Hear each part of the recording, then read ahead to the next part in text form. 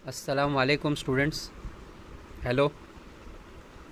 चलिए अभी हम लोग मराठी तो अच्छा खासा पोर्शन हो गया हमारा, तो आज हम लोग हिंदी शुरू करते हैं। ठीक है, तो हिंदी लोक भारती। ओके, ये हम लोग स्टार्ट कर रहे हैं। हो सकता है आप लोगों में से जो कुछ स्टूडेंट्स हैं उनकी लोकवाणी हिंदी होगी। तो लोक भारती और लोकवाणी अलग है। लोक भारती जो है वो 80 मार्क्स का पेपर आता है, और जो लोकवाणी हिंदी है वो 40 मार्क्स का पेपर आता है। मतलब जो स्टूडेंट्स कालसेकर से हो गए, मैस्को से हो गए, और भी ऐसे स्कूल से हो गए जिनको 40 मार्क्स का हिंदी होगा, उनकी लोकवाणी है ना। तो कन्फ्यूजन नहीं रखना स्टूडेंट्स। और जो 80 मार्क्स वाले हैं उनका लोक भारती है। तो अभी हम लोग फ़िलहाल हिंदी लोक भारती का सिलेबस स्टार्ट कर रहे हैं। रेस्ट ऑफ स्टूडेंट्स जिनका लोकवाणी हिंदी है तो लोग एज अ नॉलेज स्टोरी के लिए भी चैप्टर सुन सकते हैं। यानी खाली ऐसा स्टोरी के लिए, नॉलेज के लिए आप चैप्टर सुन सकते हो। बट आप लोग के जो लोक भारती है उनके लिए है, उनको एग्ज़ाम में आएगा। लोकवाणी का हिंदी अलग है। ओके, तो स्टूडेंट्स पहले हम लोग लोक भारती जो हिंदी है उसका थोड़ा सा फटाफट हम लोग इंडेक्स देख लेते हैं कि उसका सिलेबस मतलब कैसा है। नॉर्मली जो हिंदी के अंदर यहाँ पर दो विभाग है, विभाग एक और विभाग दो, यानी यूनिट 1 और यूनिट 2, जिसको हिंदी में कहते हैं पहली इकाई। देखिए ये पहली इकाई है, और उसके बाद ये है दूसरी इकाई। मतलब पहली इकाई और दूसरी इकाई, दो ही इकाई आप लोग को है। जैसे कि आप लोग को पता होगा कि 25 पोर्शन जो है, पर्सन पोर्शन जो है वो कम हुआ है, और इसकी डिटेल मैं आप लोग को दूंगा बहुत जल्दी। तो घाई करके नहीं, थोड़ा समझ के, क्योंकि जल्दबाजी में चीज़ों को समझना मुश्किल हो जाता है बाद में। जहाँ तक मैं आपको बता दूं कि पहली इकाई जो है, पहली इकाई के अंदर मैंने जहाँ तक पढ़ा हूँ उसके अंदर जो सेकेंड जो चैप्टर है लक्ष्मी, है ना, लक्ष्मी जो चैप्टर है वो ओमिट किया गया है। उसके अलावा और डिटेल नॉलेज मैं आप लोग को नेक्स्ट लेक्चर में दूंगा, पूरा हिंदी मराठी दोनों का। ठीक है, तब तक आपको कुछ इन्फॉर्मेशन मिली होगी, आपको कुछ मतलब पीडीएफ फाइल या कुछ इन्फॉर्मेशन आपको मिल गई होगी, बट मैं डिस्कस करूँगा उसको नेक्स्ट लेक्चर में। फ़िलहाल आपकी जो पहली इकाई है उसमें 1 से लेके 11 पोएम और चैप्टर्स है। बाद में देखेंगे इसमें से क्या क्या लेस हुआ है। पहली पोएम भारत महिमा है, जैसा मैंने आपको बताया। दूसरा चैप्टर लक्ष्मी कट कर दिया गया है। अच्छा चैप्टर था ये, इजी था, चलिए कोई बात नहीं। उसके बाद में जो तीसरा चैप्टर है वहारे हमदर्द, ये एक हास्य व्यंग निबंध है, मतलब एक फ़नी टाइप का ऐसे है। तो मैं आज शुरुआत करूँगा थर्ड चैप्टर से। देन उसके बाद नेक्स्ट टाइम हम लोग भारत महिमा पोएम भी देख लेंगे। तो आज एक लेक्चर में इंशाल्लाह आप लोग का ये चैप्टर पूरा हो जाएगा। तो अगर टेक्स्ट बुक है आपके सामने तो टेक्स्ट बुक रखिए, हिंदी के अगर टेक्स्ट बुक है तो। नहीं है तो ध्यान से सुनिए। जो हार्ड वर्ड्स हो गए, है ना, हार्ड वर्ड जो हो गए उसके ऊपर आप ध्यान दीजिए। लिख लोगे तो ज़्यादा बेहतर है, नहीं तो ऐसा याद तो नहीं हो पाएगा, मुश्किल है याद रखना। नोटबुक में लिख लो अगर टेक्स्ट बुक नहीं है तो। कुछ हार्ड वर्ड हो गए हिंदी में, कैसा होता है ना, ऐसा मत समझिए कि हिंदी आसान है। मेरा एक्सपीरियंस आपको बता रहा हूँ कि ज़्यादातर जो स्टूडेंट्स हैं उनको मराठी में ज़्यादा मार्क्स मिलते हैं, हिंदी में कम मिलते हैं। उसका रीज़न क्या है कि हम लोग हिंदी को थोड़ा सा ईजी समझ के इसको हम लोग निगलेक्ट करते हैं। हम सोचते हैं कि इसकी क्या पढ़ाई करने का है, लेकिन शायद आपको नहीं पता होगा कि हिंदी के जब हम लोग आंसर्स, क्वेश्चन आंसर जब सॉल्व करते हैं तो देखो, हिंदी हमारी प्रथम लैंग्वेज है ना, पहली लैंग्वेज है, फर्स्ट लैंग्वेज। तो इसका जो पेपर चेकिंग जो है वो थोड़ा सा स्ट्रिक्ट होता है कंपैरेटिवली मराठी से। समझ में आया स्टूडेंट? तो ये बहुत इम्पॉर्टेंट फैक्टर है ये, कि जब आप इसके आंसर लिखोगे तो आपका जो हिंदी है वो शुद्ध होनी चाहिए। अगर आप ऐसे लिख रहे हो हिंदी में तो ये मत सोचिए कि अरे हिंदी तो लिख लेंगे, आपकी लैंग्वेज बहुत मैटर करेगी। आप ऐसा थोड़ी लिख सकते हो कि मैं बैठेला था, मैं जा रहेला था, मैं देख रहेला था।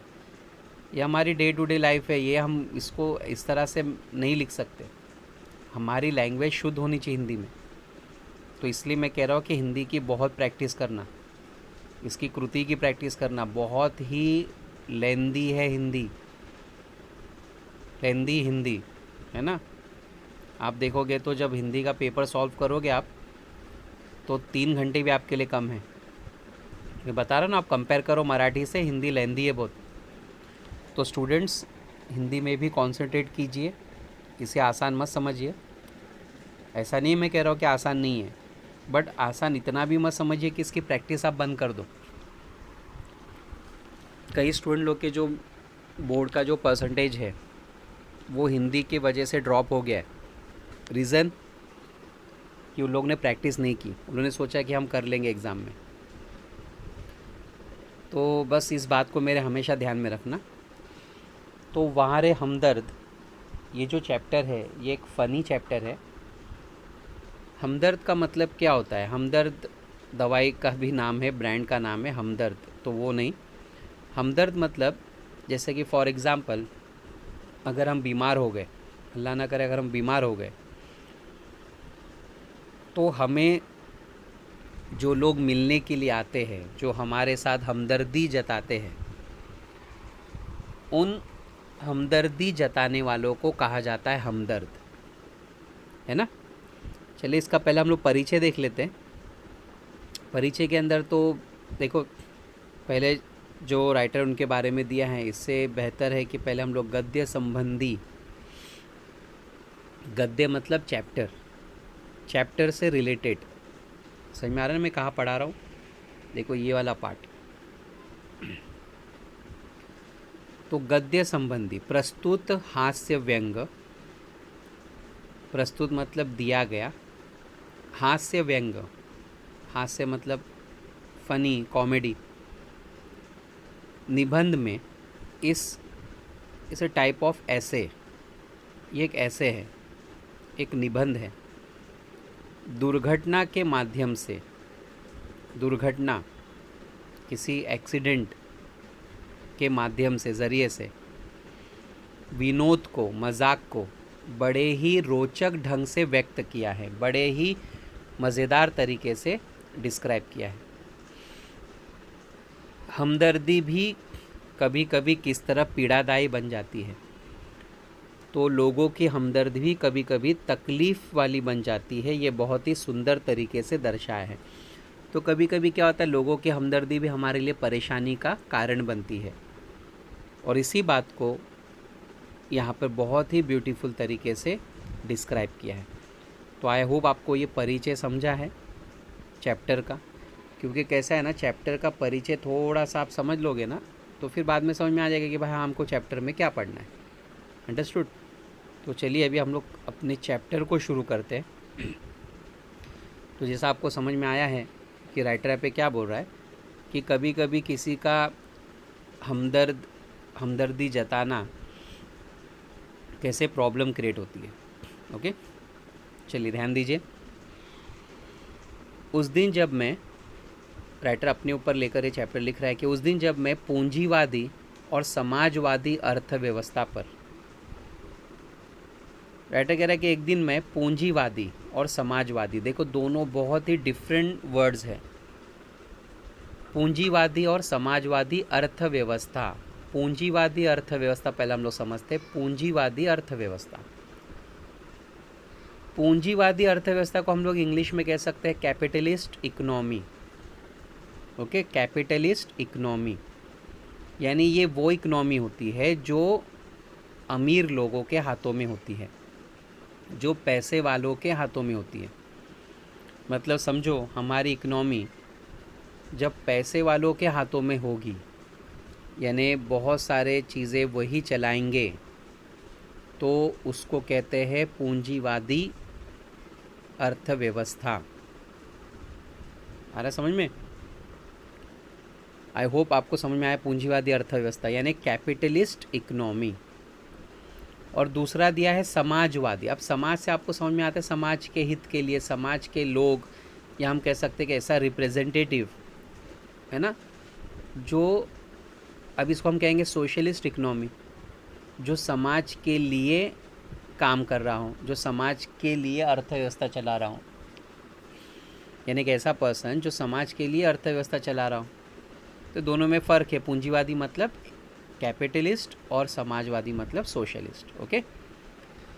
तो राइटर एक दिन पूंजीवादी और समाजवादी अर्थव्यवस्था पर भाषण सुनकर आ रहा था, तो वो उसके रिलेटेड ही सब स्पीच सुनकर आ रहा था कि पूंजीवादी और समाजवादी अर्थव्यवस्था क्या है। तो सामने से एक कार आ रही थी और राइटर साइकिल पे था। भाषण के प्रभाव से, अब उस स्पीच के इम्प्रेशन से, असर से मेरी साइकिल को अधिक जोश आया।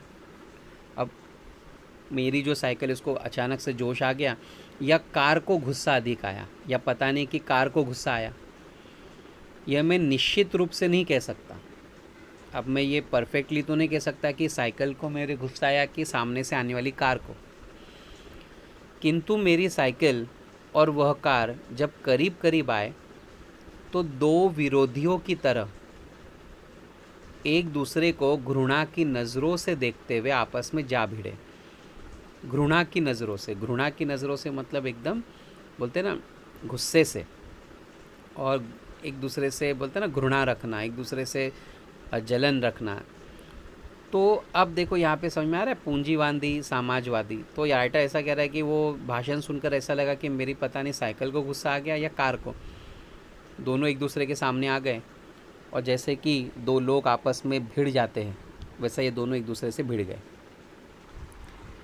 मैंने खामखा बेकार में पूंजीवाद और समाजवाद के झगड़े में टांग अड़ाई, और मैंने ज़बरदस्ती ये पूंजीवाद और समाजवाद के झगड़े में टांग अड़ा दी, फलस्वरूप मेरी टांग टूट गई। तो राइटर पे क्या कह रहा है, तो आपको समझ में आ रहा होगा कि पूंजीवादी वो कह रहा है कार को, समाजवादी कह रहा है वो साइकिल को, और वो कह रहा है कि ज़बरदस्ती दोनों के बीच में मैंने टांग डाल दी और मेरी टांग टूट गई।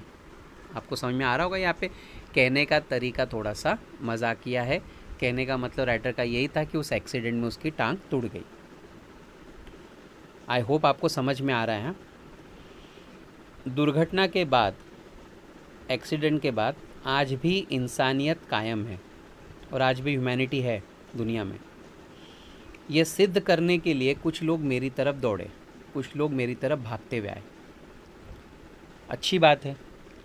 आजकल तो ऐसा है हाल कि एक्सीडेंट हो रहा है तो लोग मदद के लिए कम भागते हैं और सबसे पहले अपना मोबाइल फ़ोन निकाल कर फ़ोटो लेना शुरू कर देते हैं। सोचते हैं कि सबसे पहले हम व्हाट्सएप पे, फेसबुक पे, इंस्टा पे सर्कुलेट करेंगे कि इस XYZ पर्सन का एक्सीडेंट हो गया। ओके, मदद बाद में करेंगे। वो चिल्लाएगा तो उसको बोलेंगे थोड़ा रुक जाना 2 मिनट यार, तकलीफ़ थोड़ी सह ले, थोड़ा फ़ोटो ले लेते तेरा हम लोग, है ना, इतनी जल्दी मरेगा नहीं, तू टेंशन मत ले, है ना। तो आज ये माहौल है। आँख खुली तो मैंने अपने आप को एक बिस्तर पर पाया। देखो आसान वर्ड है सब। इर्द गिर्द आसपास में कुछ परिचित अपरिचित चेहरे खड़े थे। परिचित मतलब जानने वाले, अपरिचित मतलब अननोन। कुछ जानने वाले लोग थे, कुछ अनजान थे। आँख खुलते ही उनके चेहरों पर उत्सुकता की लहर दौड़ गई। उत्सुकता मतलब खुशी, एक्साइटमेंट। और जैसे ही राइटर कह रहा है कि मैंने अपनी आंखें खोली, सब खुश हो गए। मैंने कहराते हुए पूछा मैं कहाँ हूँ, मतलब राइटर दर्द से कहरा रहा था और कहा कि मैं कहाँ हूँ। आप सार्वजनिक अस्पताल के प्राइवेट वार्ड में हैं। आपका एक्सीडेंट हो गया था, मतलब आप एक अस्पताल में हो और एक प्राइवेट वार्ड में हो। आपका एक्सीडेंट हो गया था, सिर्फ पैर का फ्रैक्चर हुआ है। अब घबराने की कोई बात नहीं। आपके पैर का फ्रैक्चर है और कुछ नहीं है। एक चेहरा इतनी तेज़ी से जवाब देता है, लगता है मेरे होश आने तक वो इसलिए रुका है। अब होता है ना कि कुछ लोग मिलने के लिए आते हैं तो इतना बोलने के लिए एक्साइटेड रहते हैं कि कब मैं बोलूँ। तो राइटर कह रहा है कि वो उसका चेहरा मतलब इतने फटाफट उसने आंसर दिया कि वो इंतज़ार ही कर रहा था कि कब राइटर को होश आए, कब मैं ये सवाल का जवाब दूँ, मतलब सबसे आगे नंबर 1। अब मैं अपनी टांगों की ओर देखता हूँ। मेरी एक टांग अपनी जगह पर सही सलामत थी और दूसरी टांग रेत की थैली के सहारे एक स्टैंड पर लटकी रही थी। जैसा कि नॉर्मली आप कभी देखे हो कि हॉस्पिटल में टांग को ऐसा ऊपर लटकाते हैं और बैलेंस करने के लिए दूसरी तरफ रेती की एक थैली होती है, एक बोरा बोरी होती है जिसके अंदर रेती लगी रहती है ताकि वो टांग लटकी रहे। सही में आ रहा है ना स्टूडेंट्स? मेरे दिमाग में एक नए मुहावरे का जन्म हुआ।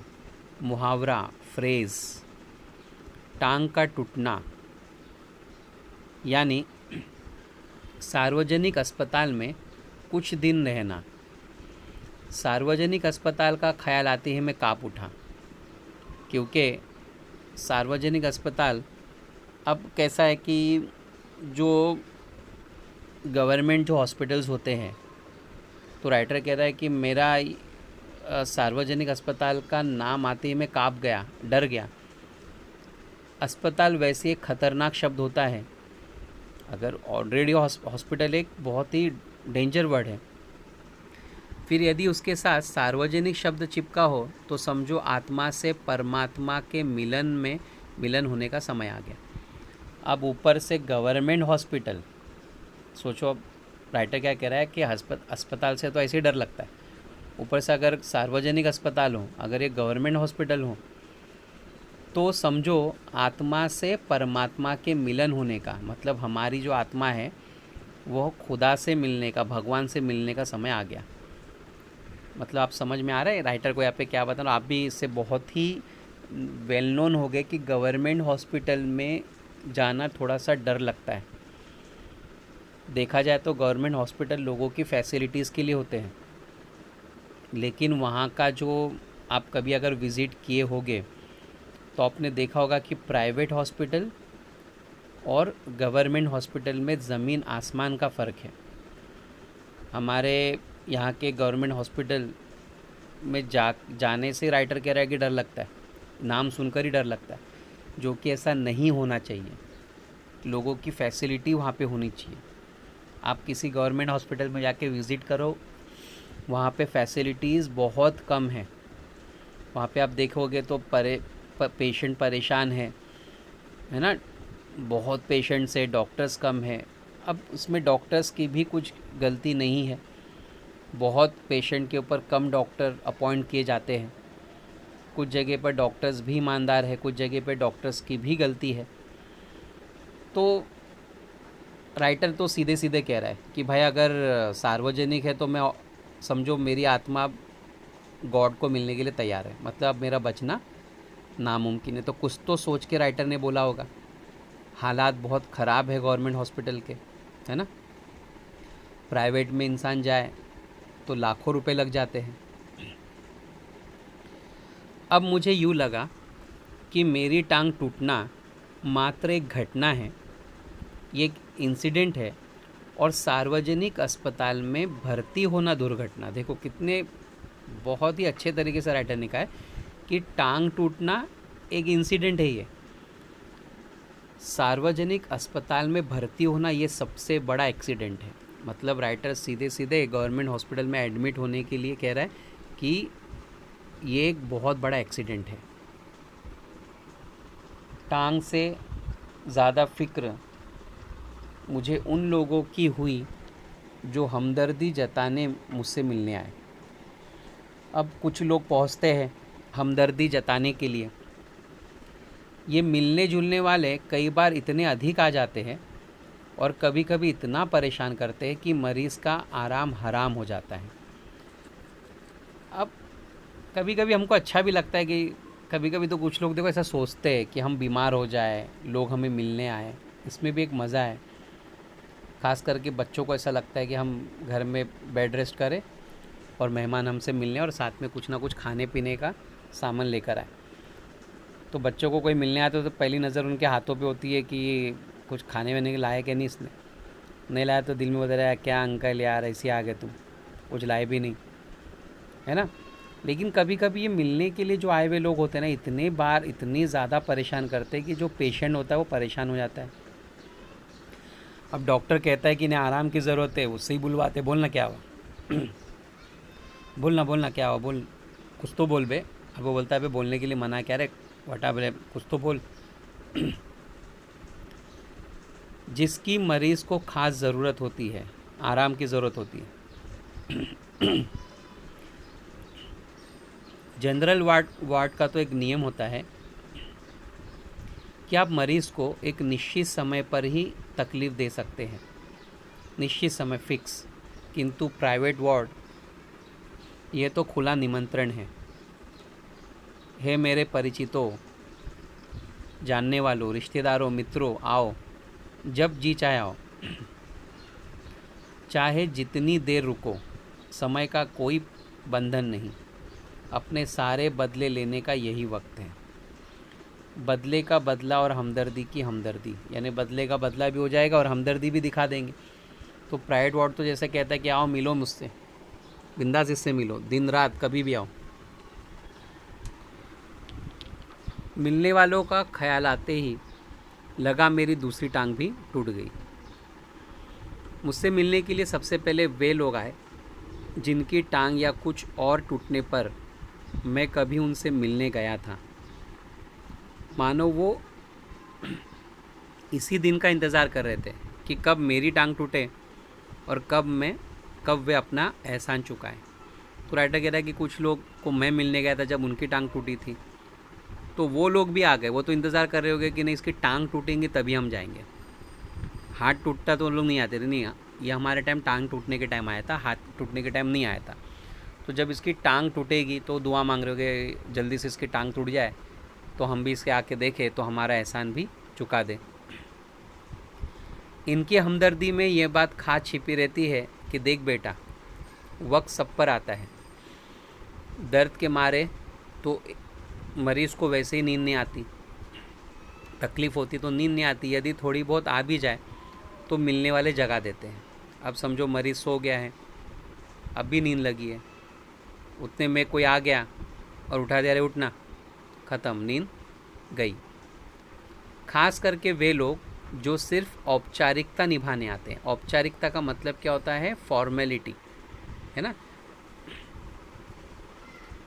तो औपचारिक का मतलब होता है फॉर्मेलिटी।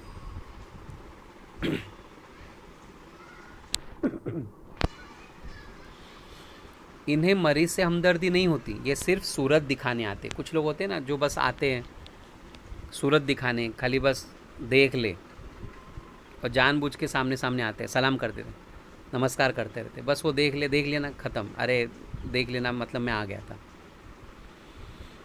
ऐसे में एक दिन मैंने तय किया कि आज कोई भी आए मैं आँख नहीं खोलूँगा, चुपचाप पड़ा रहूँगा। ऑफिस के बड़े बाबू आए और मुझे सोया जानकर वापस जाने के बजाय सोचने लगे, यदि मैंने उन्हें नहीं देखा तो कैसे पता चलेगा कि वो मिलने आए थे। अब ऑफिस के बड़े बाबू आए, ऑफिसर आए, राइटर ने सोच लिया था कि मैं आँख नहीं खोलूँगा, लेकिन वो सोचने क्या लगे कि कैसे मालूम पड़ेगा कि मैं आके गया। अतः उन्होंने मुझे धीरे धीरे हिलाना शुरू किया, धीरे धीरे उठाना शुरू किया। फिर भी जब आंखें नहीं खुली तो उन्होंने मेरी टांग के टूटे हिस्से पर ज़ोर से दबाया। देखो अब इसने दिमाग क्या चलाया है, उठाना तो ज़रूरी है भाई, क्योंकि मैं आके गया था, इसके कैसे मालूम पड़ेगा, कल को ये बोलेगा कि तुम आके ही नहीं गए। तो ये फॉर्मेलिटी है। तो उसने क्या किया, पहले उसे जगाने की कोशिश की, नहीं उठा तो उसके पास एक आइडिया आई कि चलो जो पैर टूटा है ना उसमें थोड़ा सा कुछ हिस्से को दबा देता हूँ। मैं दर्द के मारे कुछ चीखते हुए जब आँख खुली तो वे मुस्कुराते हुए बोले, कहिए अब दर्द कैसा है। सोचिए, दर्द खुद दिया उन्होंने दबाकर पैर को, और जब राइटर चिल्ला के उठा तो मुस्कुराते हुए क्या बोले, कहिए अब दर्द कैसा है। देखो ऐसे लोग भी हैं। मोहल्ले वाले अपनी फुर्सत से आते हैं। अब जिस बिल्डिंग में हम रहते हैं, जिस एरिया में रहते हैं, लोग आराम से आते हैं। उस दिन जब सोनाबाई अपने 4 बच्चों के साथ आई तो मुझे लगा कि आज फिर कोई दुर्घटना होगी। 4 बच्चों को लेकर आ गई। सोनाबाई उनके इधर की कोई पड़ोसी रही होगी। आते ही उन्होंने मेरी ओर इशारा करते हुए बच्चों से कहा, ये देखो चाचा जी। उनका अंदाज़ कुछ ऐसा था जैसे चिड़ियाघर दिखाते हुए बच्चों से कहा जाता है, ये देखो बंदर। अब वो आई तो अपने बच्चों को लेकर आए, बच्चों को लाने की ज़रूरत नहीं थी। आई और दूर से बताया, देखो ये चाचा जी है। तो राइटर कह रहा है कि मैं अपने आप को बंदर जैसा महसूस कर रहा था, जैसे कि ज़ू में आकर जो माँ बाप अपने को बच्चों को दिखाते हैं ना, देखो ये बंदर, देखो ये बंदर है। तो ऐसा दूर से वो इशारे कर रही थी। अब बच्चे तो बच्चे होते हैं ना, बच्चे खेलने लगे। एक कुर्सी पर चढ़ा तो दूसरा मेज़ पर। सोनाबाई की छोटी लड़की दवा की शीशी लेकर कथकली डांस करने लगी और उनकी बेटी तो दवा की शीशी लेकर डांस करने लगी। रप रप की आवाज़ ने मेरा ध्यान बटाया। क्या देखता हूँ कि सोनाबाई का एक लड़का मेरी टांग के साथ लटक रही थैली पर बॉक्सिंग की प्रैक्टिस कर रहा है। अब अचानक से उसको आवाज़ आई कुछ रप रप कुछ मारने की। तो उसने देखा तो जो थैली लटकी हुई थी ना रेत की, उनका बेटा, छोटा बेटा, उसके साथ बॉक्सिंग की प्रैक्टिस कर रहा है। सोचो ये हाल एक टांग टूटी हुई इंसान के साथ हो रहा है। देखो मैं आपको पहले बताया कि हिंदी के चैप्टर्स इजी होते हैं, बट स्टोरी की तरह याद रखना, प्रैक्टिस बहुत करना। इसकी कृति बहुत सारी है। मैं इसके पहले की उसे मना करता, सोनाबाई की लड़की ने दवा की शीशी पटक दी। चलो हो गया काम, दवा टूट गई। सोनाबाई ने एक पल लड़की को घूरा, फिर हंसते हुए बोली, भैया पेड़े खिलाओ, दवा गिरना शुभ होता है। देखो अब नई स्कीम लाए उन्होंने कि चलो भैया पेड़े खिलाओ, दवा गिरना है ना बहुत शुभ होता है, बहुत अच्छी बात होती दवा का गिरना, अभी पेड़े खिलाओ। दवा गई समझो बीमारी गई, दवा गई ना समझो तुम्हारी बीमारी गई। देखो ऐसे दिमाग वाले लोग होते हैं। इसके 2 घंटों बाद सोनाबाई गई। देखो 2 घंटे तक वो परेशान करते रहे उसके बच्चे। यह कहकर कि फिर आऊँगी, मैं भीतर तक काँप गया। मैं अंदर से डर गया कि अल्लाह मेरी माँ तो वापस अब मत आना। कुछ लोग तो औपचारिकता निभाने की हद कर देते हैं, कोई फॉर्मेलिटी पूरी करने की हद कर देते हैं, विशेष वे रिश्तेदार जो दूसरे गांव से मिलने आते हैं। देखो करीब के लोग को समझ में आता है, दूसरे गांव से जब आते हैं तो परेशानी और बढ़ती है। ऐसे में एक दिन एक टैक्सी कमरे के सामने आकर रुकी। उसमें से निकलकर एक आदमी आते ही मेरी छाती पर सिर रखकर औंधा पड़ा, रोने लगा और कहने लगा, हाय तुम्हें क्या हो गया? कार वालों का सत्यानाश हो। एक आदमी आया और डायरेक्ट इसके सीने पर सिर रखकर रोने लगा, बोलने लगा कि क्या हो गया तुम्हें? उस कार वाले का सत्यानाश हो। मैंने दिल में कहा कि मुझे जो हुआ सो हुआ, पर तू क्यों रोता है? तुझे क्या हुआ? वो थोड़ी देर मेरी छाती में मुंह गड़ाए रोता रहा, फिर रोना कुछ कम हुआ। उसने मेरी छाती से गर्दन हटाई और जब मुझसे आँख मिलाई तो एकदम चुप हो गया। पहले तो रोने लग गया, काफ़ी देर तक रोया। फिर उठ के जब राइटर को उसने देखा तो चुप हो गया। फिर धीरे से हंसते हुए बोला, माफ़ करना, मैं गलत कमरे में आ गया था। आजकल लोग ठीक से बताते भी तो नहीं, गुप्ता जी का कमरा शायद बगल में है। देखो मिलने गए थे गुप्ता जी को और किसके पास आकर रोने लग गए। तो ऐसा भी कभी कभी होता है कि रिश्तेदार ढूंढते रहते हॉस्पिटल में। ये शादी वगैरह में ज़्यादा होता है। कई बार ऐसा होता है कि अगर एक ही जगह पे 2 शादी है तो हम कभी कभी दूसरे शादी में चले आते, वहाँ पे हंसते हंसते जाते तो अनजान चेहरे देखकर थोड़ा टेंशन में आ जाते, तो फिर डर लगने लगता है। फिर वहाँ से फ़ौरन निकलते, फिर पता चला कि हम गलत शादी में आ गए, है ना। हे अच्छा भाई माफ़ करना, हंसते हुए वो चला गया। अब वही रोने की आवाज़ मुझे पड़ोस के कमरे से सुनाई पड़ी। देखो सेम मेथड उसने वापस से बाजू के कमरे में किया जो राइटर के साथ उसने किया। तो कुछ लोग एकदम इसके लिए एकदम तैयारी करके आते हैं कि कैसे रोना है।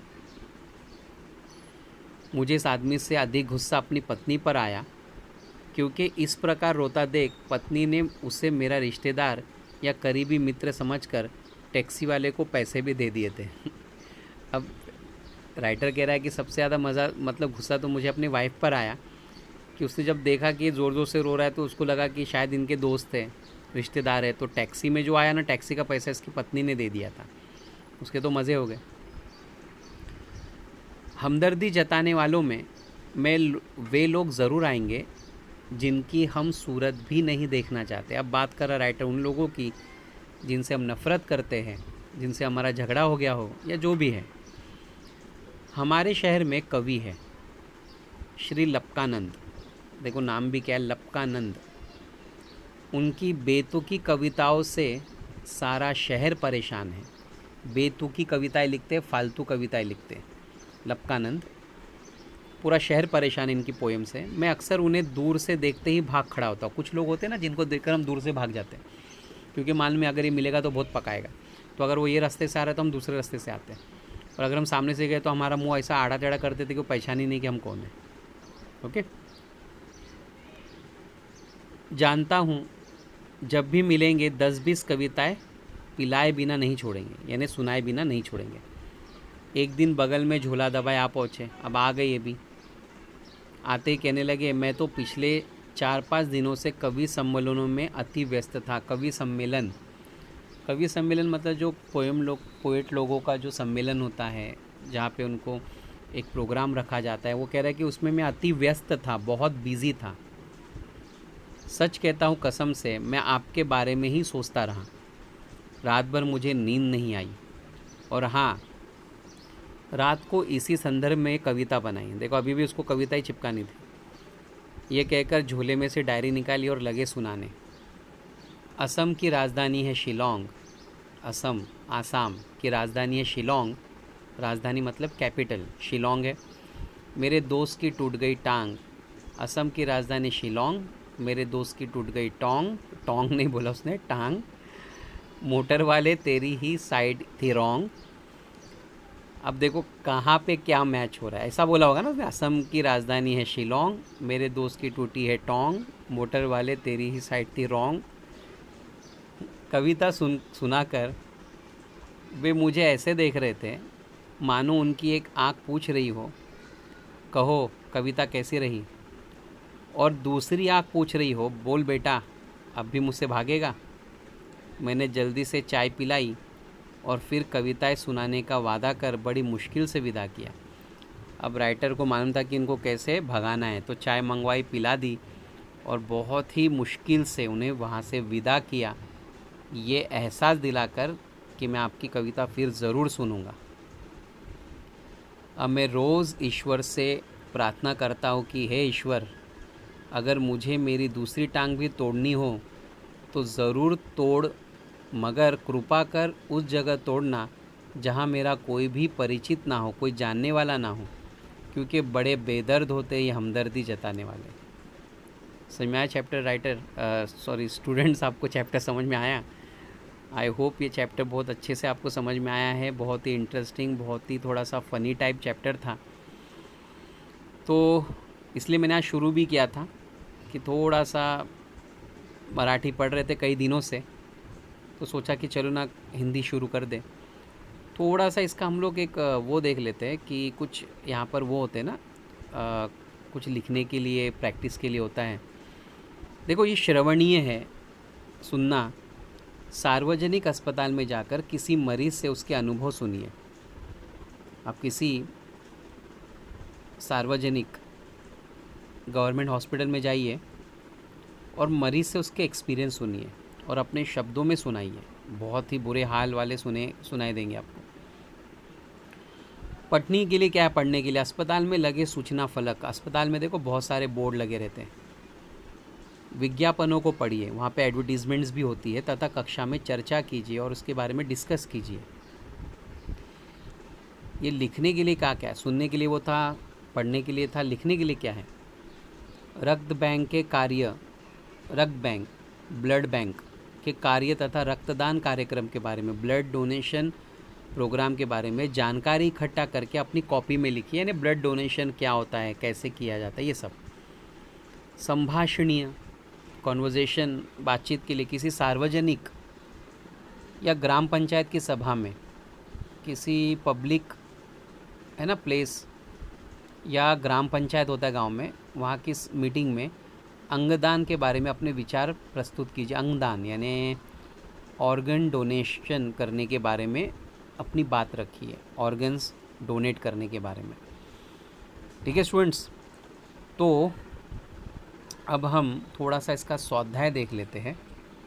स्वाध्याय में हम देखते हैं पहली जो कृति है, संजाल पूर्ण कीजिए में मरीज से मिलने के लिए आने वाले लोगों की विशेषताएं। मरीज से जो लोग मिलने के लिए आते हैं उनकी अलग अलग विशेषताएं बताई गई है इस चैप्टर में। 4 विशेषताएं आपको ढूंढ के लिखना है। आसान है, आराम से मिल जाएगा। प्रैक्टिस बहुत ज़रूरी है, प्रैक्टिस मेक परफेक्ट, है ना, ये आपको पता है।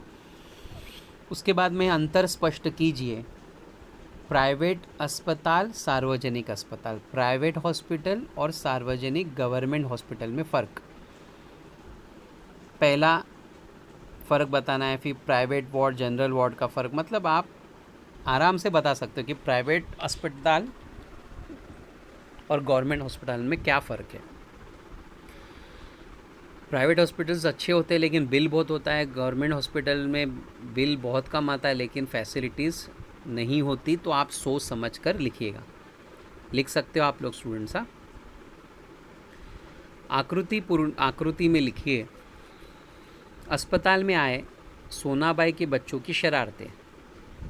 क्या क्या शरारतें की उन बच्चों ने? 4 शरारतें लिखनी है। बॉटल तोड़ दी, डांस कर रही थी, वो प्रैक्टिस कर रहा था एक बेटा, है ना। कारण लिखिए, लेखक को अधिक गुस्सा अपनी पत्नी पर आया। क्यों आया पता है ना, क्योंकि उसने पैसे दे दिए थे टैक्सी के। वो लाइन यहाँ पर आपको लिखना है।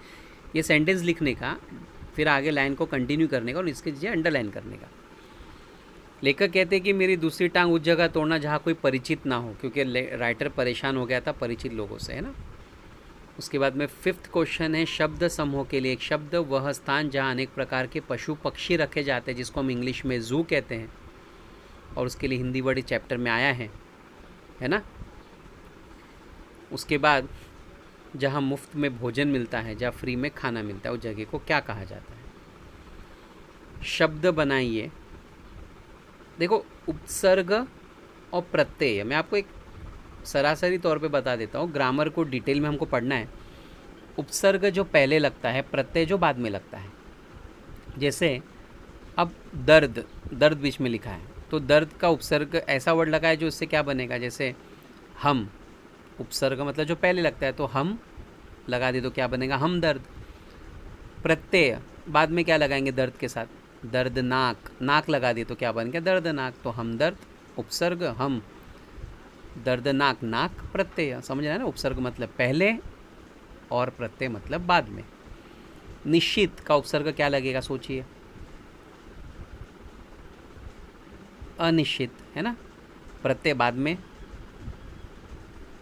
निश्चित, अनिश्चित उपसर्ग हो गया, और प्रत्यय क्या लग सकता है। तो स्टूडेंट्स कर सकते हो ना, मैं आंसर हर चीज़ के बताते रहूँगा तो फिर आप प्रैक्टिस कैसे करोगे। चलिए इसको आप सॉल्व कीजिए, है ना। अब एक अभिव्यक्ति, एक पर्सनल रिस्पॉन्स का क्वेश्चन आया है कि मरीज से मिलने जाते समय कौन कौन सी सावधानियां बरतनी चाहिए, लिखिए। आप किसी मरीज़ को मिलने गए हो तो आप क्या क्या सावधानी रखोगे। आजकल तो कोरोना बहुत फैला हुआ है ना, तो मरीज़ को तो मिलने नहीं जाया जाता है, लेकिन पहले की बात सोचकर लिखिए कि आप मरीज़ को अगर मिलने गए तो क्या क्या प्रिकॉशंस आप लोगे। एक बात मैं यहाँ पे बताना चाहता हूँ स्टूडेंट्स आप लोग को कि कुछ चैप्टर्स हिंदी के कट तो हुए, लेकिन मैं आपको बोला कि मैं एकदम फटाक से नहीं बताऊँगा, क्योंकि उसमें ना चैप्टर्स तो कट हुए, लेकिन उसके अंदर ये जो भाषा बिंदु है ना, जो ग्रामर टाइप के जो क्वेश्चन है भाषा बिंदु में, ये नहीं कट हुए कुछ कुछ जगह पर। इसलिए मैंने आपको कहा कि मैं आपको डिटेल में समझाऊँगा नेक्स्ट लेक्चर में। ओके, तो अगला लेक्चर मेरा जो रहेगा वो खास करके जो पोर्शन जो रिड्यूस हुआ है उसको लेकर, और उसके साथ अगर टाइम बचता है तो कुछ एक टॉपिक हम लोग हिंदी या मराठी की कंप्लीट करेंगे। मोस्ट प्रोबेबली हिंदी की करेंगे, थोड़ा हिंदी अभी हम लोग कर लेते हैं ज़्यादा से ज़्यादा। ओके स्टूडेंट, तो चलिए आज यही तक। आई होप ये चैप्टर समझा, इसकी कृति समझी, आपको कुछ सॉल्व करने बोला अपने उनसे सॉल्व कर लेना। ओके, निश्चित का मिला कि नहीं अभी तक आपको? मिल गया होगा कुछ स्टूडेंट को, और कुछ स्टूडेंट को नहीं मिला, तो मैं जानबूझ के नहीं बता रहा हूँ, आप ढूंढो, थोड़ा कोशिश करो।